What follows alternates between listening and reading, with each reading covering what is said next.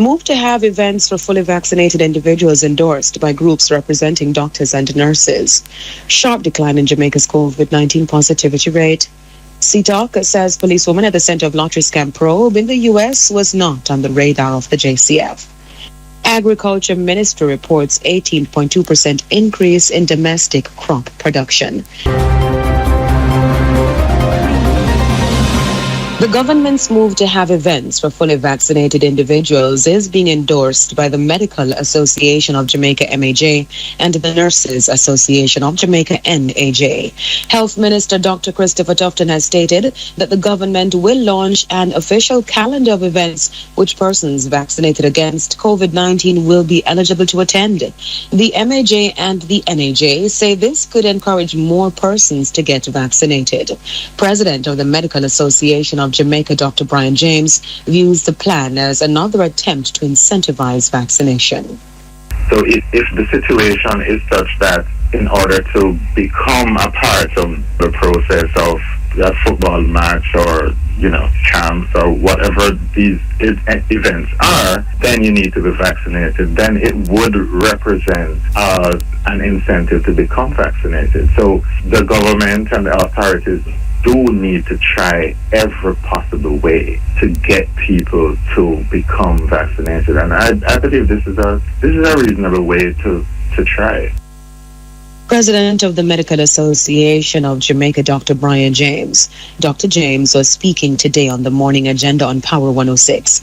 And Nurses Association of Jamaica President Patsy Edwards-Henry says the government should explore other options to persuade more Jamaicans to get vaccinated.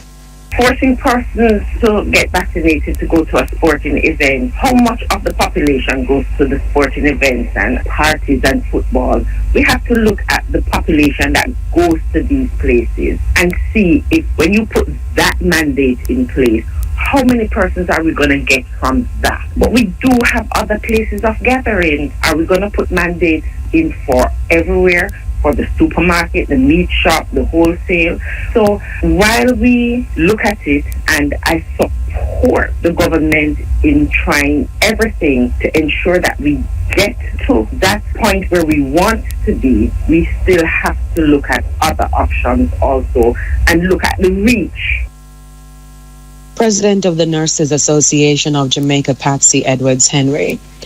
There has been a sharp decline in Jamaica's COVID-19 positivity rate. 128 cases were confirmed yesterday from 2,315 samples.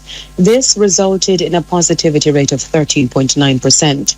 A 63-year-old man from St. Catherine is the latest person to die from the virus. The death toll is now 2,699. 4 more deaths are being investigated by the Health Ministry.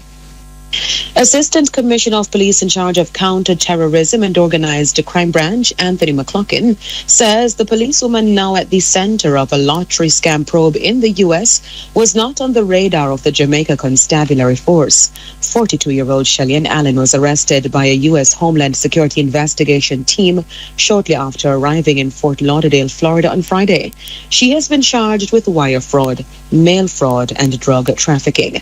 According to U.S. court documents, the 18-year police veteran who has been suspended from the JCF was under surveillance since 2020 and made frequent trips to the United States. ACP McLaughlin, who was a guest on TVJ's Smile Jamaica program today, was asked whether the JCF was aware of the policewoman's involvement in lottery scamming.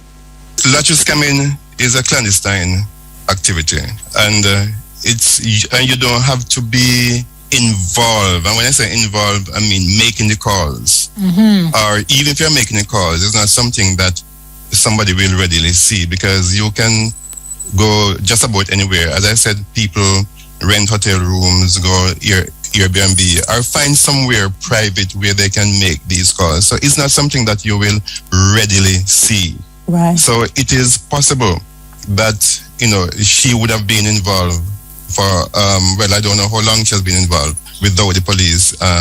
Being aware of it. Assistant Commissioner of Police Anthony McLaughlin responding to Smile Jamaica host Daley Harris and Simone Clark Cooper. Now, court documents say numerous accounts tied to the illegal organization revealed that 17 victims across the U.S. were scammed of $1.69 million. In the meantime, ACP McLaughlin says it is easier to identify men involved in lottery scamming than women because the change in their lifestyle is more evident. It's a cultural thing. We tend to look at the men. What they drive, and it's easy to see when they transition from poverty into some wealth. But we tend to overlook the women because it's quite natural for women to dress nicely and drive a nice car, if they work. So it's difficult sometimes to identify the women who are involved in crime. Yeah. But I just want to say that based on what we have seen so far, not only with lottery scamming, but women are involved in just about everything that you can think. Assistant Commissioner of Police in charge of the Counter-Terrorism and Organized Crime Branch, Anthony McLaughlin. A woman was arrested last week during an operation carried out by the Lottery Scam Task Force in Cambridge, St. James. The police seized several lead sheets and other lottery scamming paraphernalia. Last year, the Lottery Scam Task Force carried out 166 operations and raids, resulting in the arrest of 54 people. A 31-year-old wanted man who turned himself in to the Old Harbour Police in St. Catherine last week has been charged with murder. Damien Henry, otherwise called the Devil of Burke Road in Old Harbour and Bellersgate, St. Catherine, is charged in connection with the June 2021 murder of Travis Kahar. It is alleged that Mr. Kahar and Mr. Henry, who were cousins, were involved in a dispute on Burke Road. Mr. Henry allegedly used a knife to stab Mr. Kahar in the neck before fleeing the scene. Mr. Kahar died at the Spanish Town Hospital. And a 28-year-old man has been charged with murder following an altercation with another man at the Montego Bay Bus Park in St. James last month.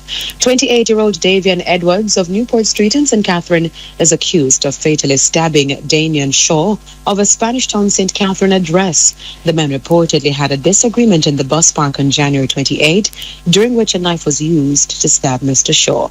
Mr. Edwards fled the scene. He was apprehended hours later in St. James and charged with the murder. There was an 18.2% increase in domestic crop production in Jamaica during the October to December quarter last year compared to 2020. Agriculture Minister Pernell Charles Jr. says production moved from just over 161,000 tons to 190,990 tons. He outlined the main contributors to the increase. Condiment, 12,755.7 tons or 50.2%. Fruits, 16,123.8 tons or 36.5%. And vegetables, 67,498.5 tons or 24.1%. Jamaica, overall domestic crop production for 2021 moved from 697,678.8 tons in 2020 to 770,456.2 tons in 2021, representing a 10.4% increase. Agriculture Minister Pernell Charles Jr. He expects the growth will continue into the first quarter of this year. Now in Guyana, nearly 8,000 children have been infected with COVID-19 since the onset of the virus in March 2020. 55 children were hospitalized after contracting a more severe form of the virus. The authorities have said 17 children died from COVID-19. Health Minister Dr. Frank Anthony says while the vaccination numbers for the 12 to 18 age cohort are high, children cannot be inoculated without permission from their parents or guardian.